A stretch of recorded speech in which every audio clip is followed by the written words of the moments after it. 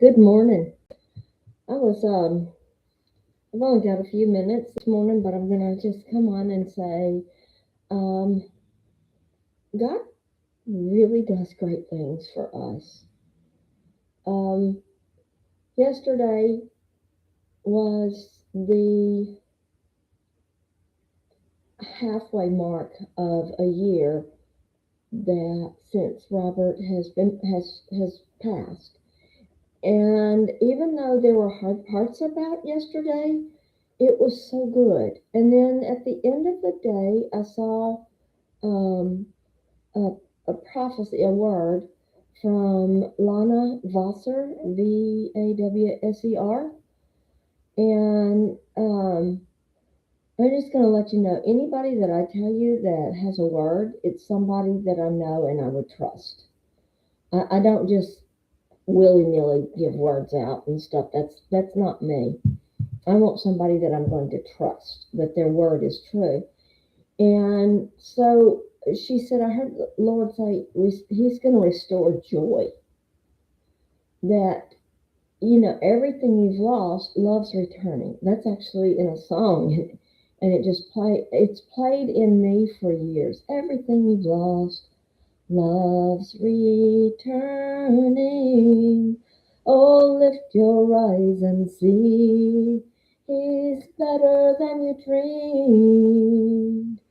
And everything you've lost, love's returning.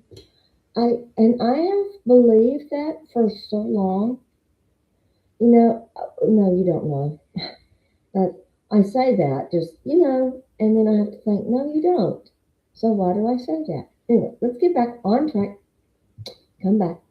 Um, Years ago, when I lived in East Texas, I went to a church there. It's called New Life Covenant Church, I think. I just always called it New Life. I never considered the name so much. Anyway, stop that. Anyway, um, the Lord showed me a scripture in Genesis where He says, I'm going to restore to you houses you did not build, filled with goodly things. And I'm like, yes, yes, yes. I mean, that's been probably 30 years ago. No, not that long. Between 20 and 30 years ago. And I'm like, wow, okay. And so today, in that prophecy, I'm not gonna go. I'd have to bring my phone in here to find it and well, to read it to you. But today I was reading that, and the Lord said, "I'm just gonna fill you with joy that is deeper than anything you've ever known." And I think, let's see, it was. If you want to know the references for it, it was Psalm 121, Psalm 126, um, um, the scripture is restoring the joy of your salvation. That's the scripture. And I've never been one to really know the scripture references. I can tell them to you because I've read them, but I don't. My apologies. I can maybe try to figure out how to reference them in the chat or something. That's another day for learning. Because today is a great day of joy for me in that it's baptism day at church. I was baptized. I was baptized as a child in the Episcopal Church, and I remember that day. I don't remember if my mother was there or not, but I know my dad was. Because I always lived with my dad, except for Oh, like when I was 1 and 2 years old, maybe. My parents got a divorce when I was one, and I have vague memories, but I remember them bringing me back to my dad and giving me, and I didn't really know him, but um, but I remember he lived in. My dad was handicapable. He had contracted polio when he was a teenager, late teens. He was a cheerleader at school, and then all of a sudden he wasn't. And everybody left him, and even this most popular girlfriend in school left him, and that tells you something.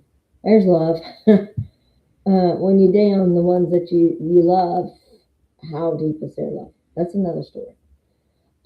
But here's the thing: my dad took me by the hand, and we walked up the stairs. And I remember falling on the stairs. I remember he got angry. I don't think he was angry at me. I think he was angry at his limitations.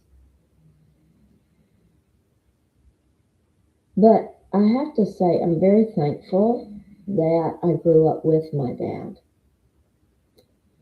because um, it just makes it for me. This is just for me. If you feel like this too, this is great. If you don't, then we'll have a conversation. Um, but for me, it just made it easy to have God as my father, as my daddy, because I don't see God in a harsh way. I see Him in a beautiful, loving, wonderful way. Was my dad always that way? My earthly dad? No, he wasn't. He was hard and harsh. But you try raising kids and not being able to do everything that needs to be done. It was a challenge for him, but he took it on, and um, I don't know how I got off on that. Anyway, so we're gonna go back. And I remember back when I was in that church, and God said He was going to restore everything to me, and I was so excited that day because my husband Eddie was in church with me. He rarely went to church with me.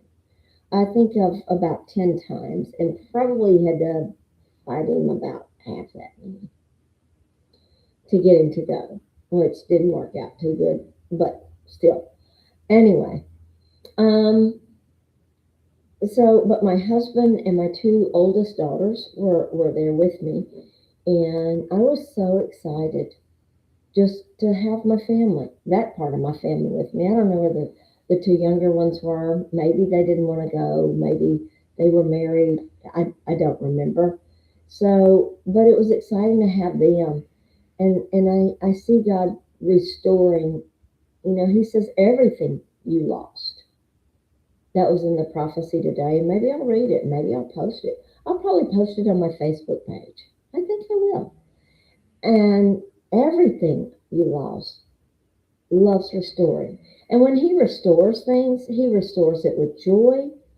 He restores it with love. It's not I'm borrowing $100, but I'm gonna give you back $100. That's not His restoration.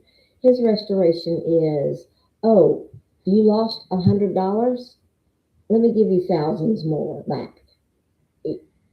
And I'm using that because as an analogy, because He's good like that. He's just the best. And I am so excited. He says to rest, reset to rest. Remember, I said rest is receive everything simply trusting. So reset your spirit back to rest in Him. Just, back. He's in you, so you can say, I reset to you. I reset to resting in you today. I'm going to receive everything simply trusting. And He's given you joy. joy on, it's so much joy that it's really hard to um, describe it. Joy can be anything from silent happiness, like, oh, to wahoo. That's more me. The wahoo is more me. Um, but I'm excited because he says everything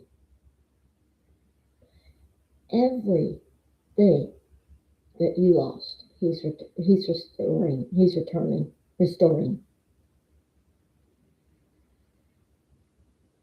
And I think, and I was sitting there and I was thinking, well, Lord, I lost I lost two husbands. You know, do I want to get married again? Not really, but not anytime soon for sure. Um, and the thought of that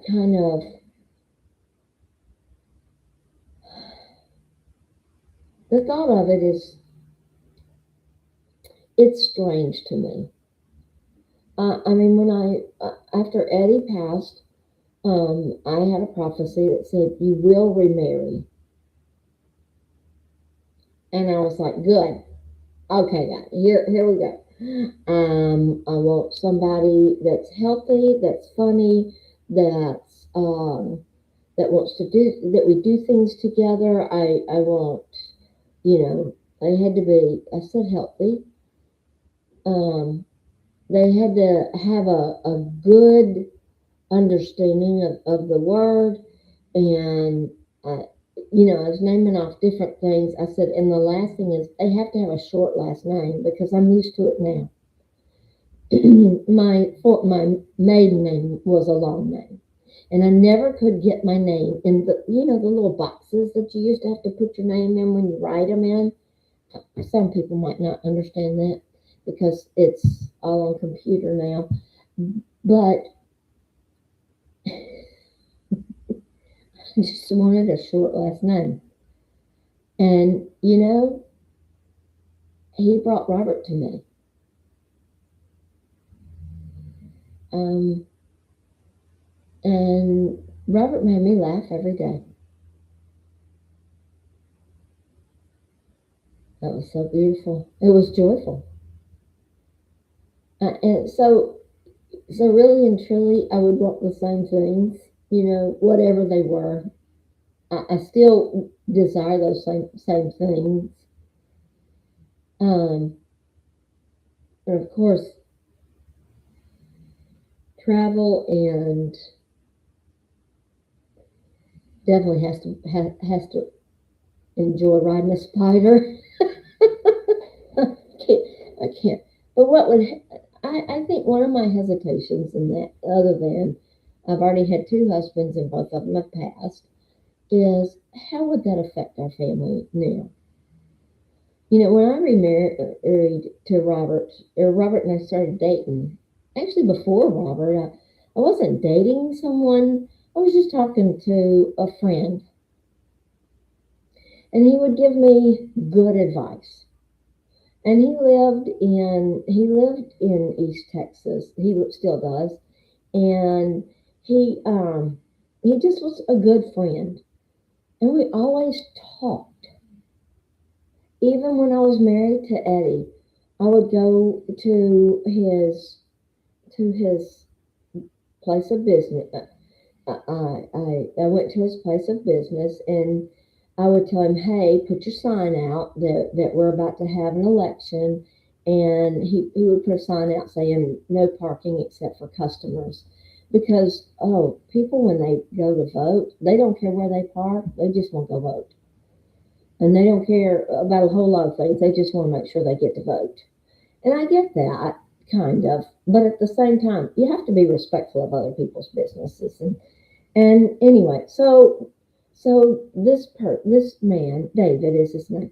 David and I were talking, and just talking, and one of my daughters started Facebook stalking him and asking questions about him because they were like, "We don't want him to take her money." I was like, I don't have any money. He isn't gonna take, and he has his own, and we're just friends, and we're just talking, and I didn't take their feelings into consideration. I because I didn't know how. I've heard me talk about how I don't deal with emotions, or I didn't deal with emotions, and so I'm allowing myself to deal with emotions now. Not just mine, but I'm actually learning from Robert's youngest daughter, which I call her mine, our youngest daughter, about other people's emotions and how they feel and things like that. And so I want to always be considerate of how they feel. How does his family feel about this? I would want their blessing on anything that pretty much anything that I did, because I value them. I value Robert's family. And there's one that they call family that he's not, and I don't really value him too much. Sorry. But I will be polite. But for the most part, I value his family. When I need to call them, I'm going to call them today and set up family day. We go over once a month on a Sunday, have lunch with them, get to have time with them. I love that. I value that. I'd love to be able to have them come over to our house and do that. But if I have to cook for them, I think they might be a little disappointed. My cooking's getting better. It is getting better. Yay. But, everything I lost, my cooking, God's restoring. My friends, God's restoring. My family, God's restoring. My business, God's restoring. If, you know,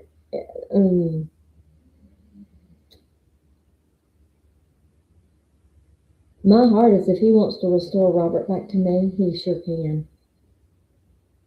I do have Robert's ashes here at the house because I have to. There's a trip that needs to be made to spread his ashes where he wished them to be spread, and at the right time I will do that. But it's been comforting to have his ashes here. I don't know why. That's not him. Yeah, I did. It's something that I want to hold on to, hold on to, hold on to. And sometimes you have to let go of things that you really want to hold on to. Just let them go and let God handle it, so that he can give you what he wants. And like I said, at the right time, I'll do that. At the right time, when everyone in his family is able to travel, we'll travel. We'll make that trip. Not just me, but my spider family will make that trip. The ones that want to go, the ones that want to be there, the ones that, just whoever. I'm just going to make that trip, and I'll make it on my spider. And hopefully, either if mother can go, great, and if she can't, then I'll have to get a sitter for her. But still, for her and the dogs. But still, I'm just saying, everything I lost, God is restoring, and He's restoring my joy. I'm so excited about that. It's like He said, I'm restoring the joy of my salvation. Just go read Psalm 121, 126, and look up places where there's restoration and joy. And I guarantee you, you will get joyful. You will be happy. It's not just happiness, it's so much deeper than that. So I'm going to leave you with this, praising through the joy, and just praising. God bless y'all today. Talk to you later. Bye.